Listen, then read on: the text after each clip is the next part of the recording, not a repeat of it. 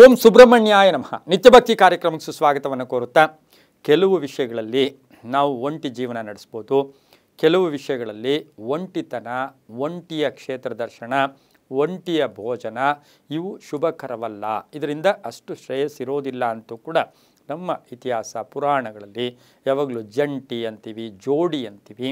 ಇದಕ್ಕೆ ಇವತ್ತಿನ ದಿವಸ ಪೂರಕವಾಗಿ ಕ್ಷೇತ್ರ ದರ್ಶನ ಮಾಡ್ತಕ್ಕಂಥ ಸಂದರ್ಭ ಅಥವಾ ದೇವಾಲಯಕ್ಕಾಗ್ಬೋದು, ಕ್ಷೇತ್ರ ದರ್ಶನ ಇರ್ಬೋದು, ತೀರ್ಥಕ್ಷೇತ್ರಗಳ ದರ್ಶನ ಆಗ್ಬೋದು. ಈ ವಿಷಯದಲ್ಲಿ ಒಂಟಿಯಾಗಿ ಹೋಗಬಾರ್ದು, ಜಂಟಿಯಾಗಿ ಜೋಡಿಯಾಗಿ. ಯಾವ ಥರ ಜೋಡಿ, ಅದಕ್ಕೆ ಯಾವ ವರ್ಗದವರು ಹೇಗೆ ಹೋಗಬೇಕು ಅಂತಕ್ಕಂಥದ್ದನ್ನು ನಾವು ಇವತ್ತಿನ ದಿವಸ ಇದನ್ನು ತಿಳ್ಕೊಳ್ಬೇಕಾಗಿದೆ. ಹೇಗೆ ಅಂತ ಹೇಳಿದ್ರೆ, ವಿವಾಹಿತರಾದರೆ ಈಗ ಮನೆಯಲ್ಲಿ ಹೆಂಡತಿ ಇರ್ತಾಳೆ, ನೀವೆಲ್ಲೋ ಒಂದು ದೇವಸ್ಥಾನ ಅಥವಾ ಯಾವುದೋ ಹೋಗಬೇಕು ಅಂತ ಆಚೆ ಏನೋ ಬೇರೆ ಕೆಲಸಕ್ಕೆ ಬಂದಿರ್ತೀರ, ಒಂದು ಬಸ್ ಕಾಣಿಸ್ತು, ಬಸ್ ಎಲ್ಲೋ ಒಂದು ಕ್ಷೇತ್ರದ ಹೆಸರಿತ್ತು, ತಕ್ಷಣ ಬಸ್ ಹತ್ಬಿಟ್ಟು ಹೋಗಿ ಬಂದರೆ, ಅದು ಆ ಕ್ಷೇತ್ರ ದರ್ಶನ ಮಾಡ್ಕೊಂಬಂದರೆ ಅದು ನಿಮಗೆ ಫಲ ಸಿಗಲ್ಲ. ಹೆಂಡತಿ ಜೊತೆಯಲ್ಲಿ ಹೋಗಬೇಕು, ಮನೆಯಲ್ಲಿ ಅದನ್ನು ಚರ್ಚೆ ಮಾಡಬೇಕು, ಅದರ ವಿಷಯವಾಗಿ ತಿಳ್ಕೊಂಡು ಅನುಕೂಲ ಮಾಡಿಕೊಂಡು ಹೆಂಡತಿ ಜೊತೆ ಹೋಗಿದ್ದೆ ಆದರೆ ಅದು ಶುಭ ಆಗುತ್ತೆ ಅಂತೂ ಕೂಡ ಶಾಸ್ತ್ರಗಳು ಹೇಳುತ್ತೆ.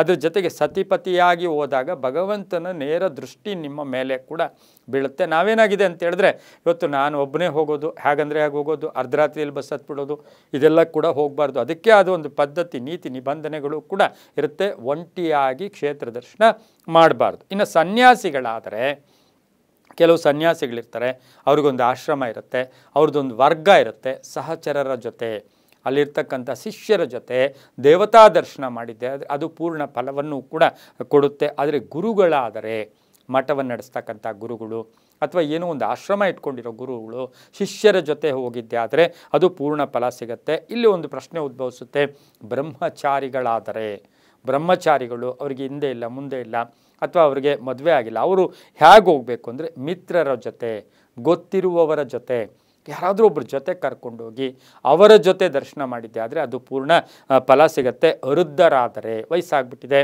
ವಯಸ್ಸಾದಾಗ ಮಕ್ಕಳ ಜೊತೆ ಅಂತ ಹೇಳುತ್ತೆ, ಆದರೆ ಮಕ್ಕಳಿರೋದಿಲ್ಲ, ಮಕ್ಕಳು ಅಥವಾ ಅವ್ರ ಜೊತೆ ಇರೋದಿಲ್ಲ. ಮಕ್ಕಳು ಏನೆಂದರೆ ವಯಸ್ಸಾದ ಹಾಗೆಲ್ಲ ತಂದೆ ತಾಯಿಗಳನ್ನು ನಿರ್ಲಕ್ಷ್ಯ ಮಾಡ್ತಕ್ಕಂಥವರು ಕೂಡ ಸಮಾಜದಲ್ಲಿ ಇರಬಹುದು.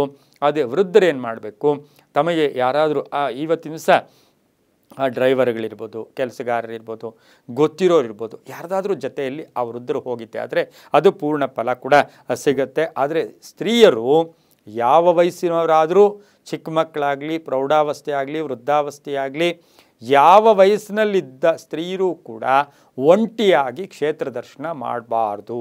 ಯಾವ ವಯಸ್ಸೇ ಆಗಲಿ, 3ನೇ ಕ್ಲಾಸಿಂದ ಡಾಕ್ಟ್ರು MBBS ಓದ್ತಕ್ಕಂಥ ಹುಡುಗಿ, ವಿವಾಹ ಆಗಿರ್ತಕ್ಕಂಥವರು, ಅಜ್ಜಿಗಳಾಗ್ಬೋದು, ಯಾರೂ ಕೂಡ ಒಂಟಿಯಾಗಿ ಕ್ಷೇತ್ರ ದರ್ಶನ ಮಾಡಿದ್ದೆ ಆದರೆ ಅಷ್ಟು ಫಲ ಅದಕ್ಕೆ ಸಿಗೋದಿಲ್ಲ, ಅದರಿಂದ ಅಷ್ಟು ಕೂಡ ಒಳ್ಳೆಯದಾಗೋದಿಲ್ಲ.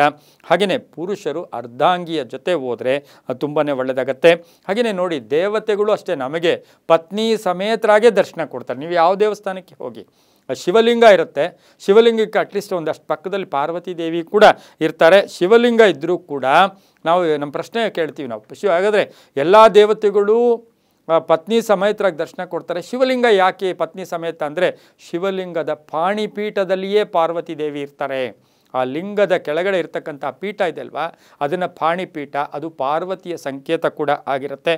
ಹಾಗಾಗಿ ಶಿವಲಿಂಗದ ಇದರಲ್ಲೂ ಕೂಡ ಇರುತ್ತೆ.